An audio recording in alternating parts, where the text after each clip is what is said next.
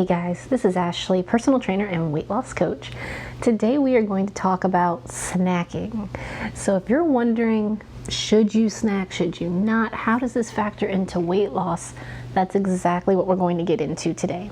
If you haven't already, make sure to subscribe to the channel and go ahead and hit that like button. It definitely helps the video to reach more people, to do better on YouTube, and I definitely want to reach as many people as possible to help them with their weight loss goals, just like you. So today we're talking about snacking. So I know that some people feel, well, maybe I should eat like 5 small meals or kind of eat throughout the day to help my metabolism. Some people think, I can't do any snacking because I really got to be careful with what I'm eating. Let's dig into how does snacking really affect your weight loss goals. We're going to talk about the pros of snacking, the cons of snacking, how does it really all come together, what the overall view is, and we'll also talk about a few healthy snack ideas. Let's get into the pros. So some of the good things about snacking is the concept that your metabolism needs to be fed consistently in order to grow or to really build. So if you have a slow metabolism, sometimes people will say, oh, it's because you don't eat enough. A lot of times when people stop eating or they really reduce what they're eating, you see this a lot in older people. Sometimes they just say, oh, I don't have an appetite, and they eat less and less. Their metabolism will naturally slow down. So one of the things is that when people are trying to lose weight, they want to speed up their metabolism. And so sometimes people will say, okay, instead of having 3 meals a day, I'll have 5, 6 small meals throughout the day and kind of continuously graze, something like that. Now, there's a strength to this. We're talking about it in the pros section, so let's talk about that. If you're going to be eating small meals throughout the day, you can think of your metabolism like a fire. So if you have a slow metabolism and you have a hard time losing weight, that kind of thing, it's like having a small fire, like a baby fire, just some twigs and the fire is just barely burning. You know that if you want it to become a big fire, you need to be throwing logs on it and feeding it continuously. If you stop feeding it, the fire will decrease. People often think of their metabolism with the same kind of metaphor or idea. So the thought process is that if you eat a smaller breakfast, then have a snack, then have a smaller lunch, then a snack, then a small dinner, maybe a little after dinner snack, something like that, then you are feeding your metabolism little by little throughout the day, and then your metabolism will speed up. So there's definitely scientific proof of this, that yes, if you eat smaller meals throughout the day, your body has to work to digest that food. It's going to be burning a little bit more, doing more. You're going to speed up your metabolism a bit. So there is that strength for snacking or even just having small meals throughout the day. One of the other pros to snacking is if you are dieting to lose weight, you are probably hungry. That's probably the hardest part to being on a diet, is really just wrestling with the hunger. That's where people make a lot of mistakes. That's where they fall off the diet. That's where they make bad choices. It's because they got too hungry. So allowing yourself to snack can prevent you from getting completely derailed and just losing it entirely. So if you know that you are one of those people that, if you get really hungry, you're just going to blow the diet, you're going to make all the wrong choices, it's going to be 3 days of bad stuff, then you should know that, maybe for you, having a few snacks isn't a bad idea, so that you don't just completely go off the deep end about it. In addition to avoiding the hunger and the discomfort of the hunger and the frustration that comes with hunger, another pro of snacking is also preventing binge eating. For a lot of people, if they are uncomfortable with their diet, they're unhappy on their diet, they feel like it's just too many changes and they're having all these cravings, they will binge. When I say binge, I don't just mean, I was on a strict diet and then I ate 3 Oreos. Oh no. Like when I say binge, I mean like totally blew it. Like you ate the whole pack of Oreos and then you went and finished it off with like tortilla chips and salsa or something. Like it's just going completely off the deep end. And a lot of times wrestling with the hunger, wrestling with the monotony of a boring diet, wrestling with the lifestyle changes, just not wanting to be on this bland, boring, yucky diet. That kind of feeling can create an environment where binging is more likely. Now, if you can have a snack instead of going off the deep end, allowing yourself to have a little bit of something that may help you to sustain better without completely losing it. So these are a few ideas that are, the strengths to snacking. Definitely they can help you to stay on track for your diet and your weight loss goals if done appropriately like this. Now, what are some of the cons of snacking? So definitely one of the hard things about snacking is that when we are dieting, the whole purpose is to consume less calories and to burn more calories.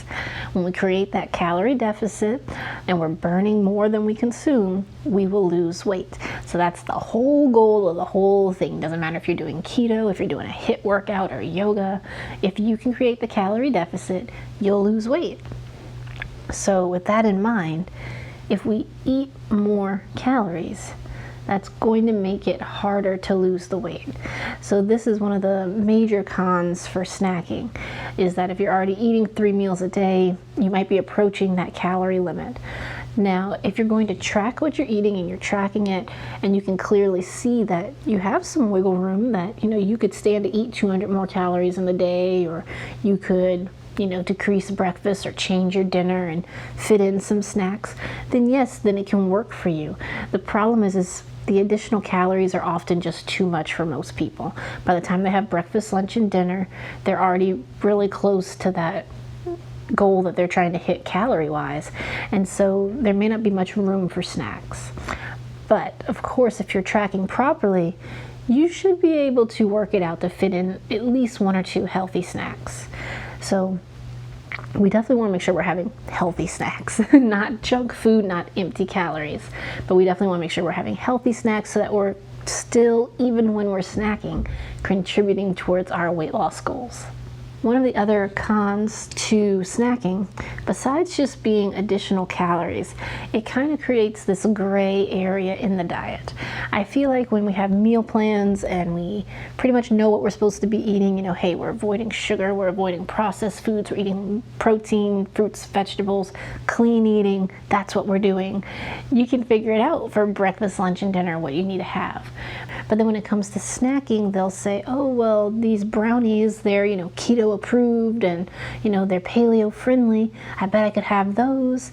Or, they just start fitting in weird things that don't really fit into the diet, and they get confused all of a sudden about what they can and can't have. And I find this happens all the time, especially in today's world where there's just a lot of things that are, oh, this is keto friendly and Whole30 approved and paleo. And so you think you're making a good choice, but really it's very high in calories, or it may still be very high in carbs. Not necessarily if it's keto, but if it's Whole30 approved or paleo, could still be high in carbs. If it's paleo, could be high in sugar. And you see these labels stuck on everything and you think, oh, gluten-free, I can have that. May not be the best choice for you. And so you get confused in all these very gray areas of what's healthy and what's not. And so that's one of the dangerous areas or dangerous parts of snacking. You might think you are making the right choice and be totally blowing it and not understand why you can't lose weight, why you're struggling, and you're thinking you're doing a good job. So that's one of the dangers of snacking. The other thing about snacking is that usually it has an emotional connection for people. They're eating because they're bored. They're trying to reward themselves after having a really great day. Or they have a really bad day and they're trying to give themselves a treat. They're trying to change their mood with the food they eat. They're trying to boost their energy level or boost their happiness by eating chocolate ice cream or whatever snack that they're going after. This gets us into dangerous waters because we want to separate our emotions and our eating. That's a dangerous place to live when your energy level, your emotions, all this is running off of the food you can get. You don't want to live that kind of lifestyle. We want to be healthy, we want to be in control of our own emotions. We don't want to be dependent on our proximity to chocolate in order to be happy. So we want to be able to take control of that. But unfortunately for many people, it's a difficulty of life. It's something that takes time to break a bad habit. It's something we have to really work on. And so what I would recommend is being really, really mindful with your snacking. Really try to check in with yourself and say, okay, am I really hungry, like my stomach is growling, I might be feeling lightheaded, something like that. Am I actually hungry, or am I just bored? Am I eating this snack because, I need to eat this? It's something that's going to give me a nutritional benefit. It's something I need in my diet. Or am I eating this because, well, if I eat this, it's going to make me feel happy. It's a treat for myself, and I deserve a treat.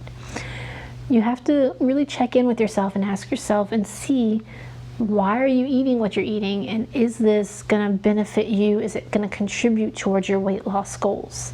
We want to be very careful with this because people can build so many habits when it comes to emotional eating. And when we build these habits, it can really turn into a difficult problem to break when every time you have a bad day, you want to have a piece of chocolate. Every time you have a good day, you want to have, some kind of baked good or something like that. If you're getting into this routine, it can just be an unhealthy place to live. And we don't want to do that. So when it comes to snacking, we want to make sure that we are snacking for the right reasons, that we are actually hungry, that we are, filling a gap in our diet, that we're getting nutrition that we need, and that we're trying to stay on track with our weight loss goals and not derail ourselves. So are we making, healthy choices that might help fuel us towards our weight loss instead of taking us backwards away from it? So you have to be mindful of these things and just really be careful with the emotional eating. That's a large thing behind snacking. And if you find that for yourself, your emotions, boredom, things like this play a big role in your snacking life, you might want to try to go cold turkey and break yourself of the snacking habit. That way you can just separate those two until you get a better handle on your relationship with food and how you handle your emotions and energy level throughout the day. That would be my recommendation for that. So now that we've talked about some of the pros of snacking, and we've talked about some of the cons of snacking, let's talk about some healthy snacks.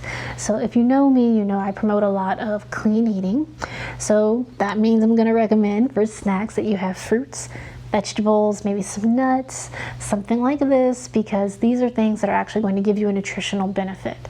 When it comes to snacking, I do recommend it, especially if you have gaps in your nutrition throughout the day. So it's not for everyone. Not everyone needs this to be part of their weight loss goals. For some people, it's too many additional calories and they can't fit it in, and it's not good and it derails them. But let's look at this example of someone that's eating clean and maybe they probably need to have a snack. If someone has for breakfast maybe an egg, maybe like an omelet, with some onions and bell pepper, that's their breakfast. For lunch, they have some kind of soup, maybe like a tomato soup or chicken noodle soup, something like that. And then for dinner, they have a chicken salad. So, well, if they're eating clean, they wouldn't have chicken noodle soup, but some kind of soup, whatever. So they had egg, soup, salad. Pretty clean day, pretty solid, nothing wrong with that. Why would that person need a snack? Well, they may not have had any healthy fats really in the day. I mean, the egg has some fat to it, but they could maybe have a little cashews or maybe a little avocado. If they didn't put anything like that on their salad, then they might want to fit something like that into their snacks. They also didn't have any fruit that day, unless you count the tomato soup or something like that, or tomatoes on the salad. It might be good for them to eat a piece of fruit, get a little more fiber, get some vitamins. And this can definitely help to boost the nutrition content of their day, and they're not going to go like nuts, eating 600 calories in apples, so it'll be appropriate for their nutritional intake. It's going to give them nutritional benefit, and it works out pretty well. So sometimes you actually do need a healthy snack. I would recommend stick to the clean eating. Other options, I do recommend the occasional like energy bar or protein shake, something like that. The only thing is you have to learn to read labels if you're going to do that, because some of those energy bars are no better than a Snickers bar, really. So be careful, read the labels, see, does it have a ton of sugar? Does it have a bunch of ingredients you can't pronounce, a bunch of corn syrup and things like that? Is it actually giving you some protein benefit? Read the labels and see what's really going on with these bars, because the label will say weight loss thin bar, and you think it's great, and then it's full of corn fructose syrup, or whatever.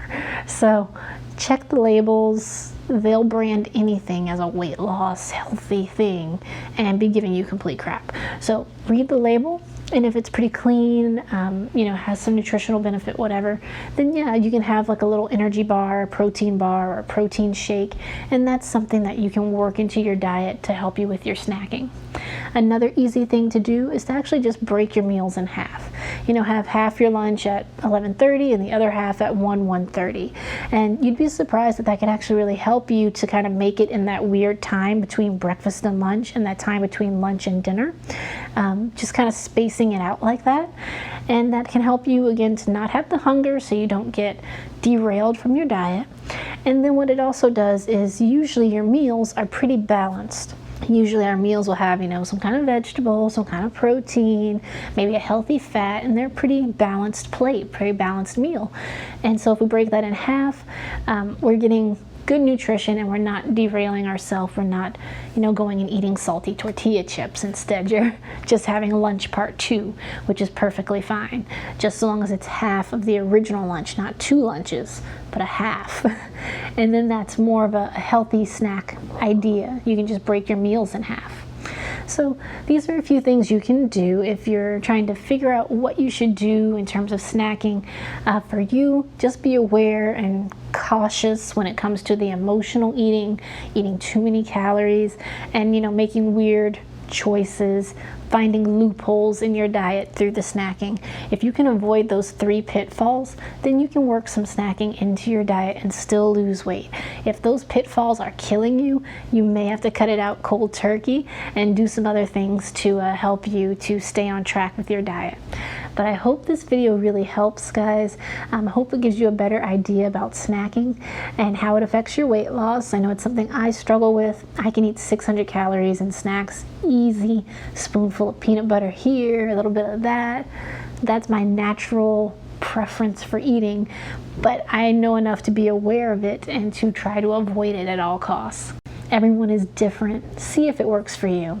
But I want to thank you guys. Make sure to hit the like and subscribe button if you haven't already, guys. I post every Tuesday and Friday. And I want to thank each and every one of you for viewing, for watching the channel, for subscribing and giving the like. Thanks so much.